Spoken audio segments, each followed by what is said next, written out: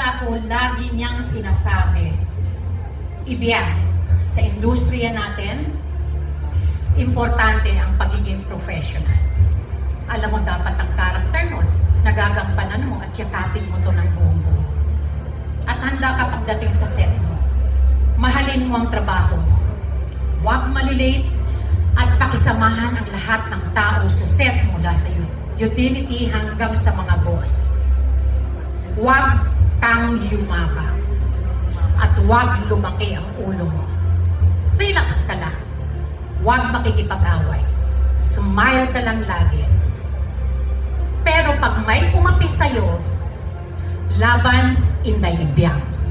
Ayaw padaot-daot.